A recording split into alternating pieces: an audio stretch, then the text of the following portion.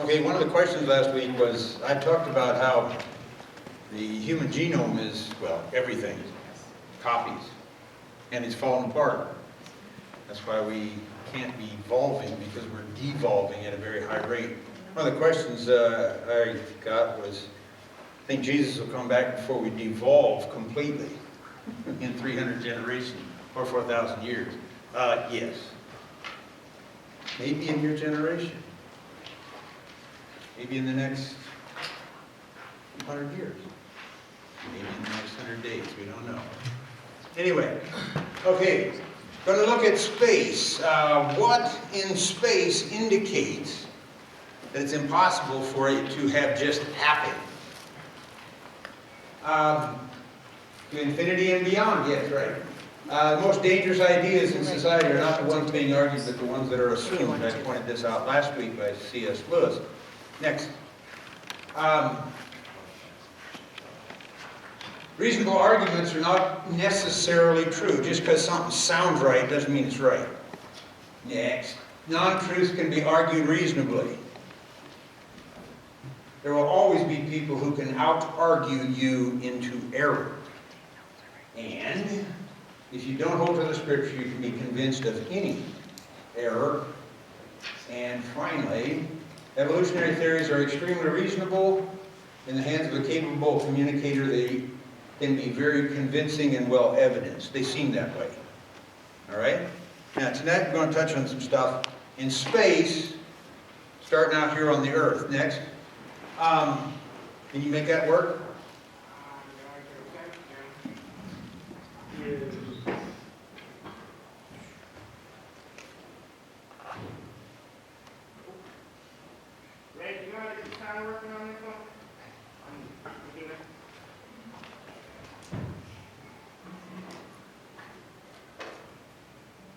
We have to cut down on some of the lights also.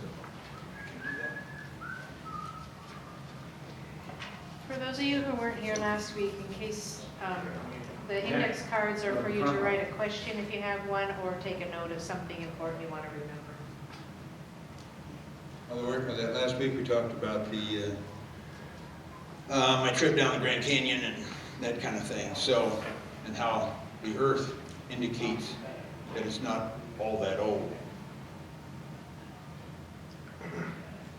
So this night we'll take it out into space and show that there's things that indicate that space is not that old either. Okay, well, they're working on that. One other question. All you Trekkies, can you give me 2 ways that I can affect your perception of time? Yes. Speed. Approach the speed of light, yes. And? Gravity. Very good.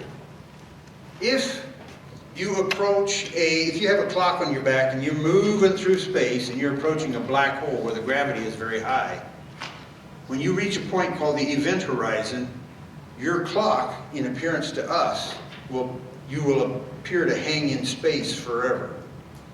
Your clock will stop.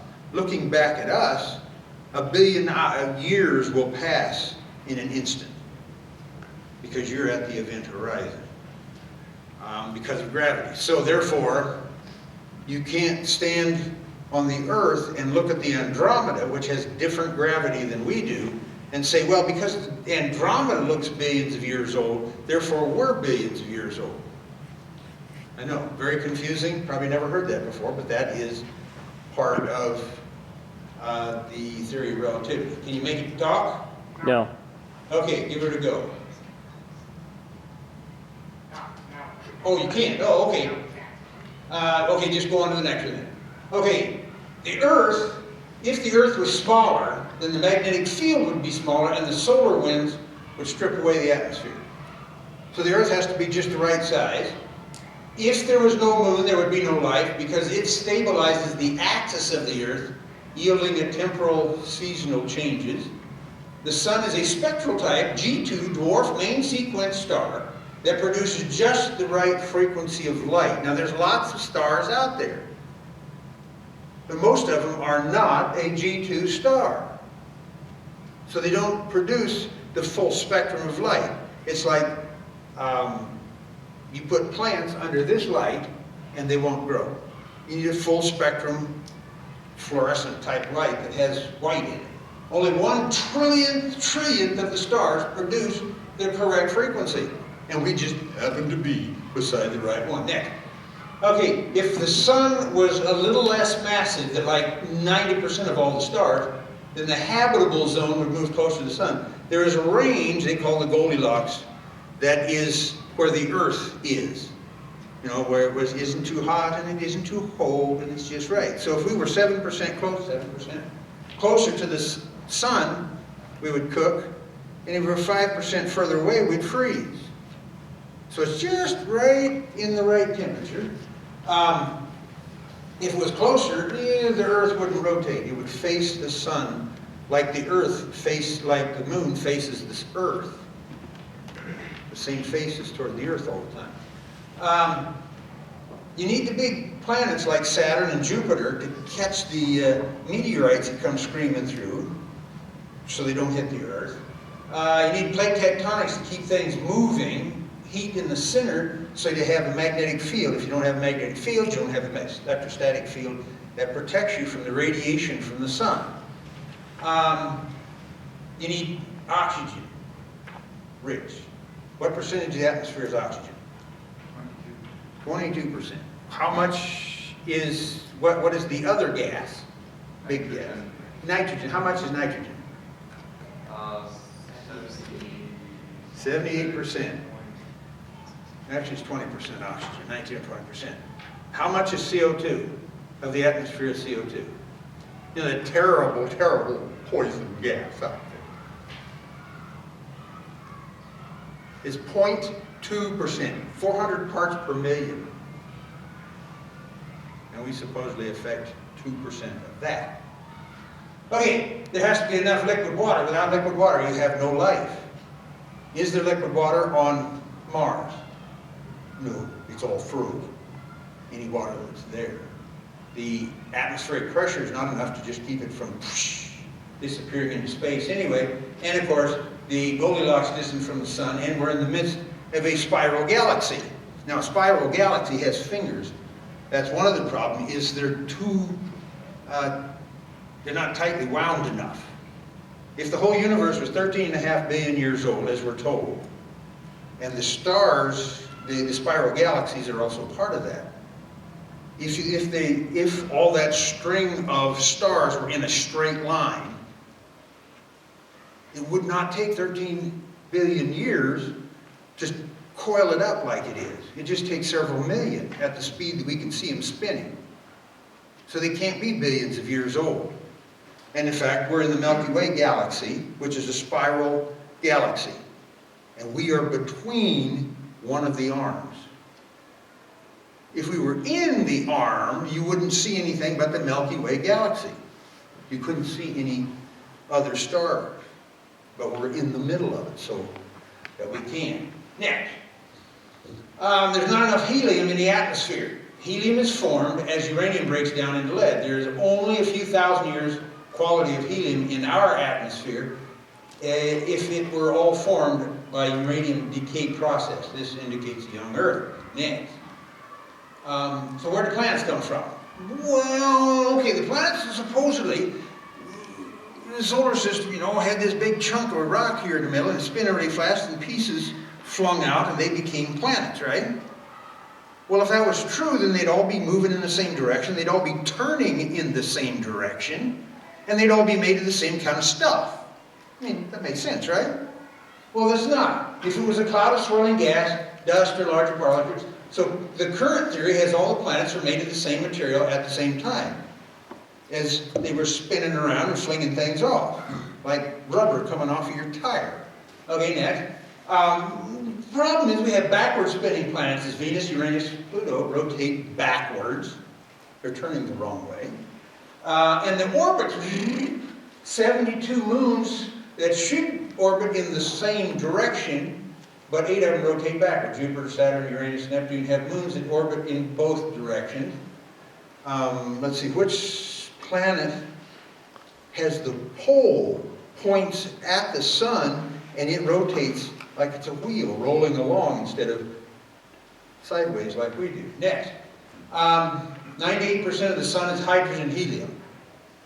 All the planets should be made of the same thing. If it's pieces coming off your tire, they should be rubber. They shouldn't be turning into potatoes. Well, they are. Earth, Mars, Venus, Mercury, less than 1% is hydrogen and helium. Okay, next.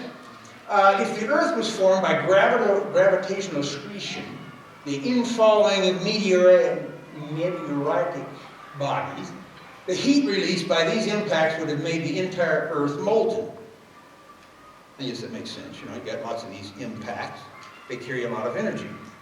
I understand that if a chunk of space rock that was like 2 kilometers across hit the Earth, traveling 17,000 or 25,000 miles per hour, that it would release so much energy and wipe out all life on the Earth because there's so much energy in the impact. Had the Earth ever been molten, then dense, non-reactive chemicals such as gold would have sunk to the Earth's core. Gold is 2 times as dense as lead and is found on the surface. Ipso facto, the world was never molten. Next. Okay, experiments have shown that colliding particles almost always fragment rather than sticking together. Because the energy that you have when you collide would cause them to break apart, to shatter, rather than stick. If somehow they did stick, they would be non-spinning. Why would they spin if all these particles flying around stuck together somehow? Think silly putty or something. You stick some of it together. Why would it spin one way or the other? There would be no impetus to spin. All planets spin, so therefore they did not come into existence through collisions. Next. The mountains on Venus, Mons, is higher than Mount Everest. The atmosphere is 860 degrees Fahrenheit. All right? So hot that the surface rocks must be weak. Lead melts at 622, zinc at 787, and the temperature is 860. So if the subsurface was cooler, only if the subsurface was cooler, could it support the mountains. Because if it's that hot, just melt right into it. They wouldn't stand up, right?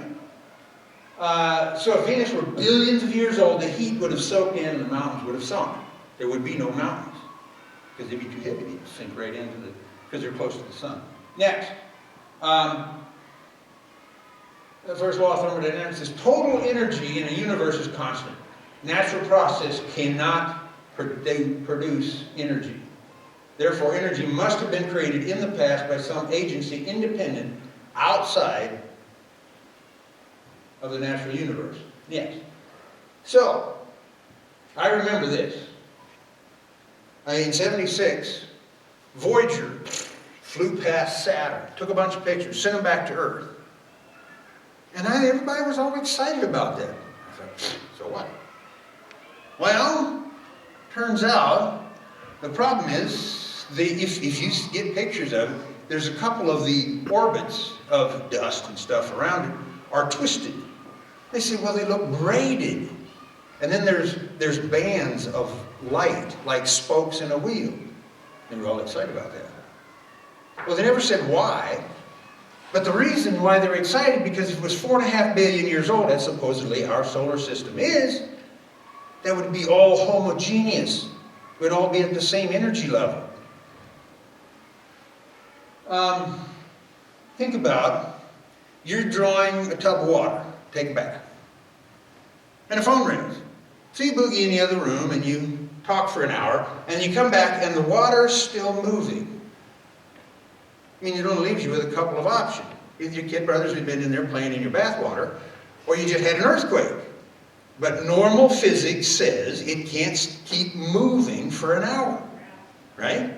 Well, the rings on Saturn have to be totally stable if you're talking 4.5 billion years.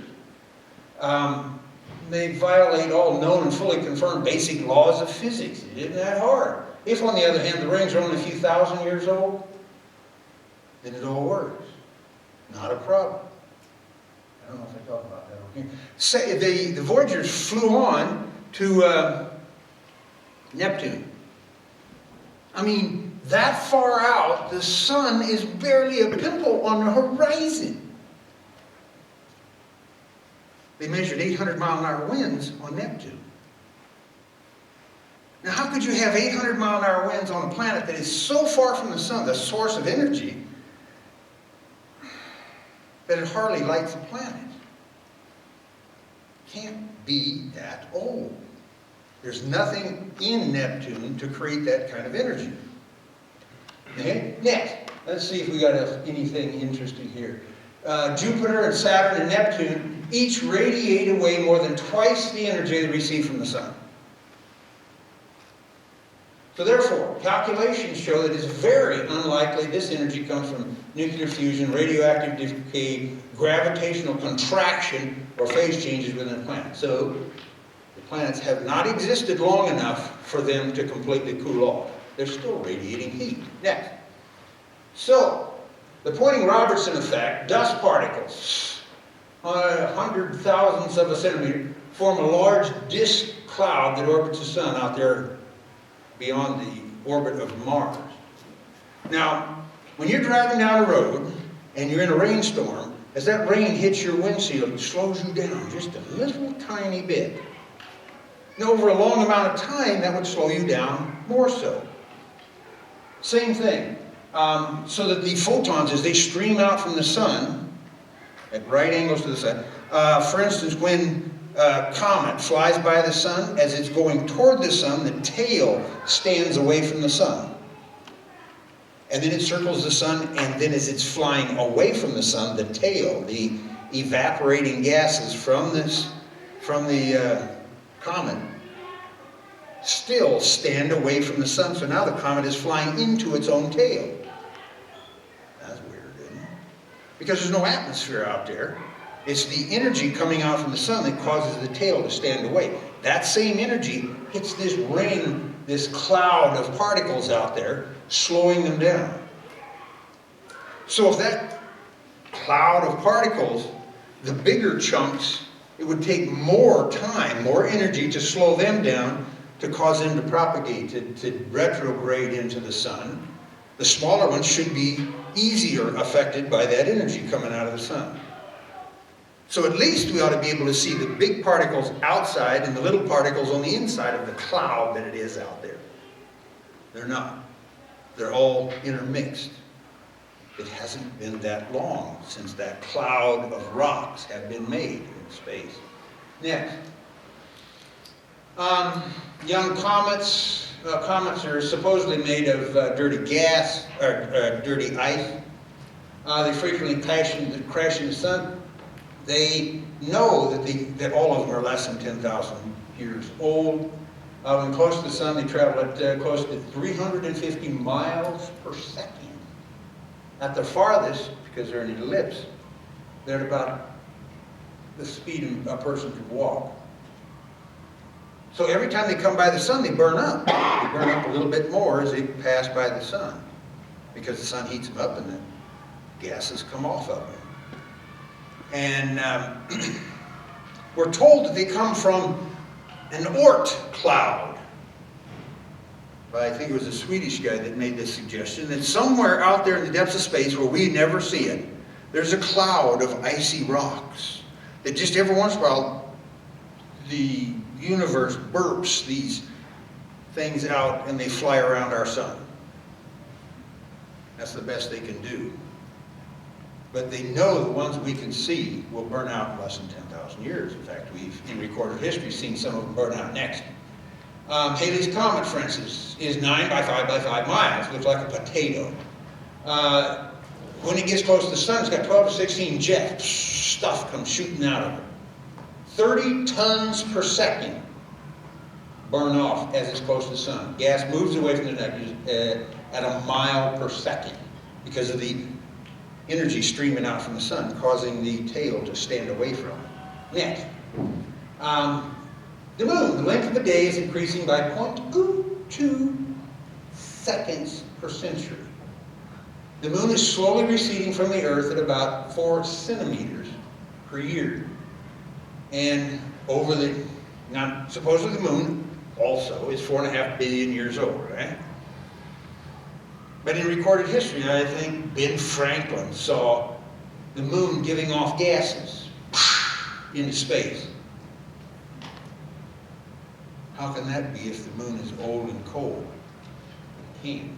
The moon may not be so dead after all. Testable models of lunar origin are wrong. Next, the anthropic principle. The anthropic principle basically is the observation that the universe has all the necessary and narrowly defined characteristics to make life possible. Next, there are more than 30 separate factors require precise calibration in order for life to be possible. Force of gravity, electromagnetic force. If the electromagnetic force were slightly stronger or weaker, life would be impossible. The ratio between the strong and the weak nuclear force, if they were slightly different, like 1 billionth different than they are, chemistry wouldn't work. Next, gravity is roughly 10 to the 39 times. Interesting point. Just to think, you see that 10 to the 30, what does 10 to the 39 mean? Yeah. Like that, but so what? What does that mean? If I were to take a piece of paper and fold it 50 times, could you make a guess how thick that would be? Now I know you can't fold it more than about 7 times, but if you could, can you tell me how thick that would be? Okay, the equation is 2 to the 50th times the thickness of the paper, right? Because the first time you fold it, it's 2 thicknesses. Second time it's 4, 8, 16, 32, 64. So how thick do you think the paper would be? High as the door? High as this building? Want to venture a guess, Dad? Yeah. 117 million miles here to Saturn, if you could fold that piece of paper 50 times. So when you see 10 to the 39, we're talking about a really huge number. How many seconds are there in 4.5 billion years? Now you can go home and calculate this one. We're told all life came into existence in 4.5 billion years on Earth.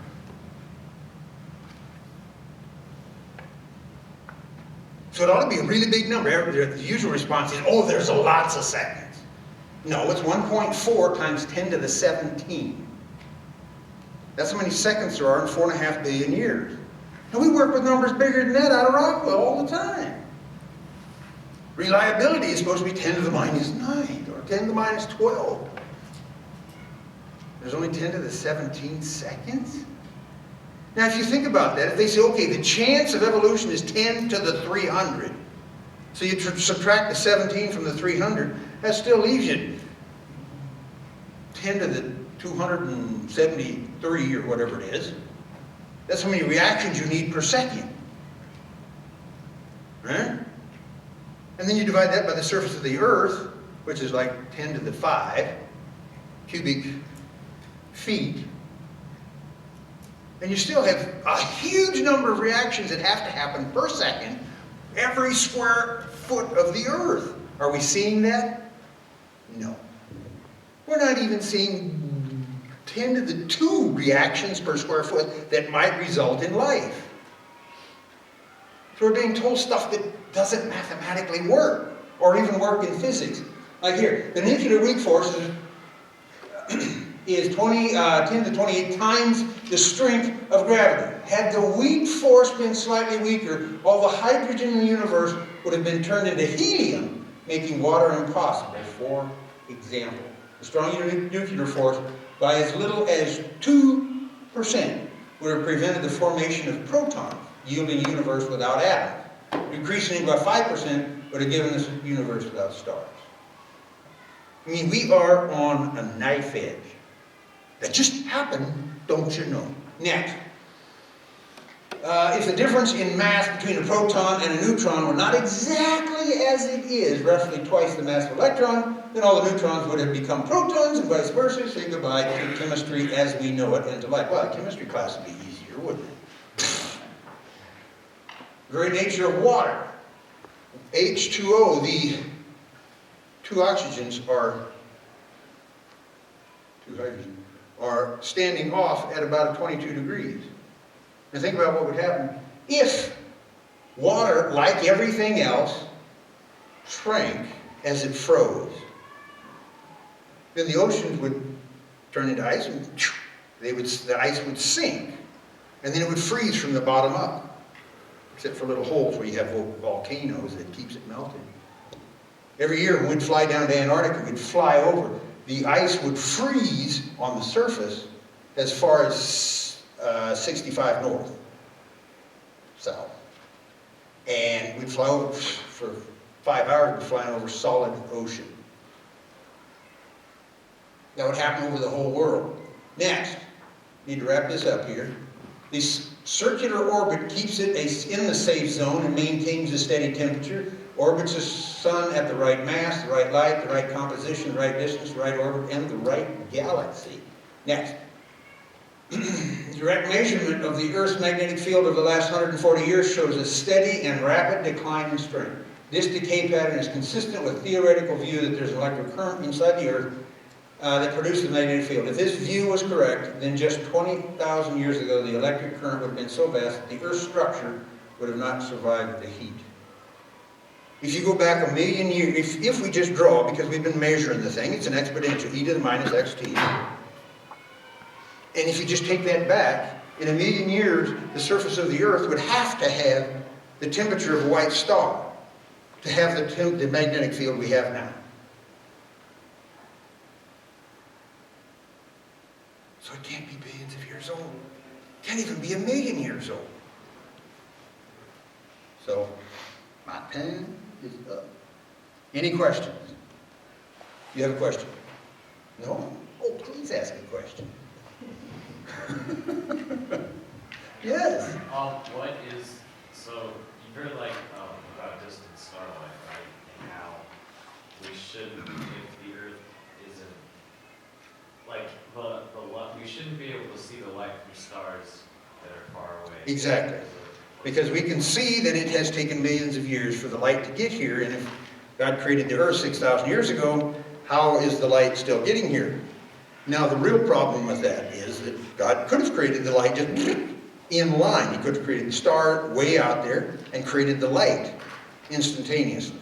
The problem is, in recorded history, there have been stars that have blown up, that have novaed. So that means God didn't create the star. He created like the star did exist, but it blew up. Just the light, not the star. So if we believe that God is not deceptive, like people say, well, dinosaurs didn't really exist. God just put the bones in the rocks. No, the dinosaurs really existed in recent time. Anyway, so what the problem is that we don't understand how that happens. Now, there's several of them. One's called Starlight. A guy named Humphreys wrote a book called Starlight and Time. That's a great question, though. And in there, he addresses this idea of gravity affecting our perception of the passage of time. So maybe that is how, God created all the light on the third day. Wow. It says on the first day he created light. How is it that he didn't create the sun until the third day? What's with that? Well, because it says in Revelation that at the end there will be no need for the sun because he is light. He is the source of light. So he created light. Don't need it to create light. Anyway, so that's a good question. We are working on that. The creationists are working on that very problem. There's several suggestions. I've got several discs that deal with that. If you're really interested, I can loan you the disc and you can view them. But that's an outstanding question. Yes? Kind of based on that, one theory that I've heard is that the universe is always expanding. Supposedly, yes. And that, like, every star or planet was closer. So as they expanded, the light was still closer. So it could be. Well, that's true. One of the problems with that is you're going on Hubble's research that he did at Mount Wilson on the redshift. He came to the conclusion that the frequency of the light coming to us, the color of the light, is an indication of how far away it is. The problem is they can see binary stars where you can see that they're pulled, they've got pieces strung between them. But this one shows it's very far away, and this one shows it's very close together, or close to us. But they're obviously not, they're side by side. So the redshift idea has some problems with it. So they're still working on that, but yes, the idea is, of course, we are moving apart. God created it, He created it that way. We do see that. So yes, and I have a DVD that talks about that one too. Other questions? About the Grand Canyon or whatever? Yes? Why do scientists believe that the world is so older than the universe? Well, first, you can't have evolution happen in 6,000 years. So you have to have lots of time. But as I just pointed out, you only have 10 to the 17th second, even in their very optimistic 4.5 billion years. That's not enough time. Of course, the more time you give it, the more time you get it to blow up, too.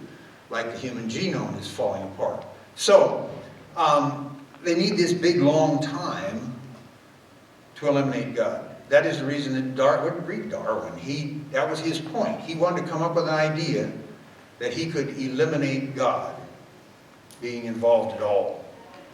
And I have heard testimonies from several college instructors that they taught evolution for years, and then they finally thought about what they were teaching and realized that it doesn't carry water because of these very problems I'm pointing out here. Whether you're dealing with biology or physics or chemistry or whatever, there is a plethora of problems with it that are not answered with the evolutionary idea and the supposed billions of years. It's not enough time. So it all stems from trying to make a case for evolution, basically? Correct. Why do we need to go to Mars? What did we lose on Mars? And they're going to spend billions of dollars to send a rocket ship to Mars. For what purpose? Well, they think if they find life there, then that proves that just life just spontaneously occurs. I don't know why they think they have to send people up there. You can do that with a robot, for heaven's sake. And I'm fine with research and stuff like that. That's cool. But the billions and billions of dollars to send people up there, I mean, great to make a movie out of it, but it's not. It's not worth it. So, but that is the reason they do it, is because they're trying to prove evolution. That life just spontaneously happens. We don't know how it happens, but it just spontaneously happens. So that's what they want to do. That's a good question, though. Yes, any others? Oh, yes. My dad told me that that it would be impossible for the universe in general to be so old because the moon is like moving up every year. Yeah, it is. Basically, The moon would be very far away. Would have had to have been too close. If you started out within 10,000 miles, it would have broken up, called Roche's limit. Yeah. And you know about that, huh? Cool. Yes. I got another one. One of the main things I hear for belief in evolution is like radioactive dating. Mm-hmm. Why is that? How did they get so far off on that? Well, because basically they use potassium argon or a lead or one of the dating the ratios that that can indicate extreme age. But every one of those type of things, whether it's that or carbon dating, you have to assume three things. First, that there was no daughter elements to start with, that the decay rate has remained the same from the start, and that nothing has contaminated. the sample you're looking at, and you can't guarantee any of those. We don't know if we do know that when we date the volcano in Hawaii that went off in, I think, 1957, it's dated at 250 million years because there was daughter elements at the time that the volcano went off. So you can't really use that as a viable date. Were you here last week? No. Talked about carbon-14. If anybody ever tells you that carbon-14 dated it to millions of years, they're totally wet, because carbon-14 has a half-life of 5,630 years. So half of it's gone in that amount of time. In about 70,000 years, there's not enough left for us to even measure. So if you find carbon-14 in anything, it's less than 70,000 years old. And they found carbon-14 in the rocks at the bottom of the Grand Canyon and the top of the Grand Canyon with exactly the same amount of carbon-14 in both, at the bottom and the top, because they were all laid down during the flood in a month, all those layers. How How do they get around that? Now you're asking a question, Grasshopper, that I can't answer. How do like evolutionists explain the Grand Canyon? What are the... Which? What about the Grand Canyon? They see every one of those layers took 1 million years to lay down. As they pointed out, if you have a very, very straight layer, and you'll see it when you're going down the road, you see a layer that is very straight. If that was exposed to the weather, for 1 year you would see the top all chewed up from the rain and the wind and the snow and everything, right? But they're very, very straight for miles. The Tepete sandstone at the bottom of the Grand Canyon goes all the way north to the North Pole and east to Maine, even beyond that into Europe. If you drill down 1,000 feet, you'll find Tepete sandstone that is the same thickness. Now, can you explain how the same thickness of dirt is exposed to the air over half of the world for 1 million years and never varies in width and thickness? And it doesn't make any sense, does it? So do they think a comet hit it or something? Over and over and over, because all those layers are all the same. Some of them are different thicknesses, but they're all straight. And some of them had dinosaur footprints in them. And the dinosaur footprints has mud forced up between the toes. And the mud is not cracked, meaning it would be if it was exposed for more than 6 hours. So you had another layer come over that, not 1 million years later, but within 6 hours, and preserve that dinosaur footprint. So that whole thing that whole stack of mud was laid down very, very quickly, early in the flood. So the flood caused the Grand Canyon? Yes. The cutting of the Grand Canyon happened toward the end of the flood, as the mountains were thrust up and the water ran off. That caused the actual Grand Canyon, but the layers was caused by the laying down of the mud, the water sweeping across the land at the beginning of the flood, yes. So, sorry, keep asking questions. No. What do they think caused the Grand Canyon to even be there? How do they think? Well, the layers, they believe, was caused by millions of years passing and dirt settling down into the rivers and the ocean, creating these layers. And the Grand Canyon, of course, was caused by a big lake, and it cut through pyroclastic flow and all that kind of stuff. But all that can happen very, very quickly. It doesn't require millions of years. And there's lots of indications why it can't be millions of years. There's examples of that at Mount St. Mount St. Helens. There was a canyon cut a day Right, 11 hours. when the volcano erupted and melted a whole lot of snow. And Yep. the same thing happened in Iceland, where a volcano erupted underneath a glacier, melted the snow, and a huge 2-mile swath of the trans-Icelandic highway was wiped out by that, and canyons were formed. Just like in a farmer's field on a heavy rain, you see the little rivulets. Well, it's the same thing, but on a much bigger scale. When you have volcanic ash mixed in with water and it's got a lot of pressure behind it, called pyroclastic flow, it works like a file. It cuts right through solid rock, wears it through very, very quickly. No, yes? Creationists say the world was made around 7,000 years ago. Mm-hmm. So how do we know that for a fact? Like, how do we not know if it was 10,000 years or? Because we don't really know anything too much about after the flood. It could After the flood, or before before?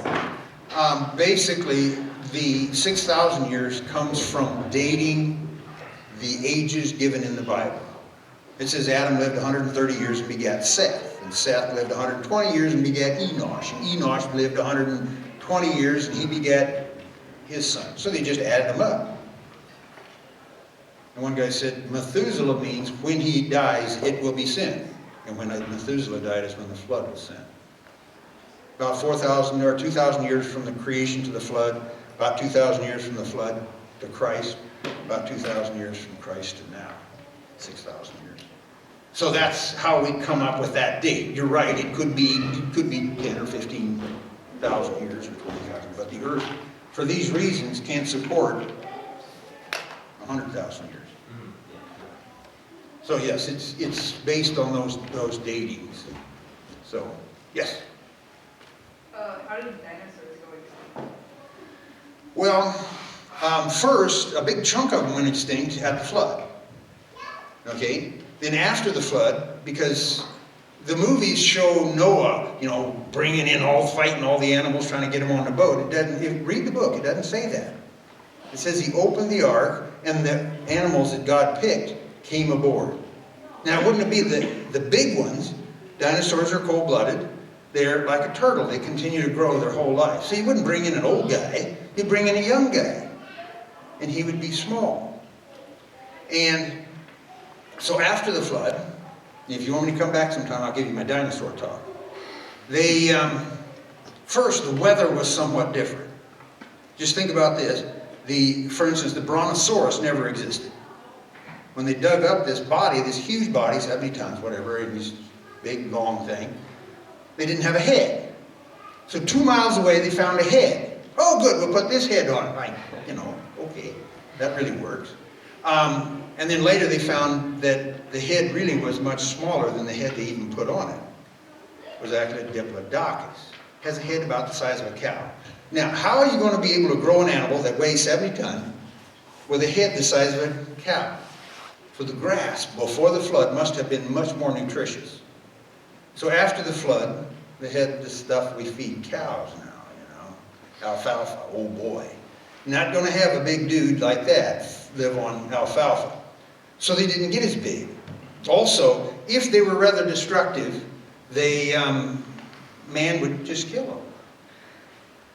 So there's record of people killing off dragons.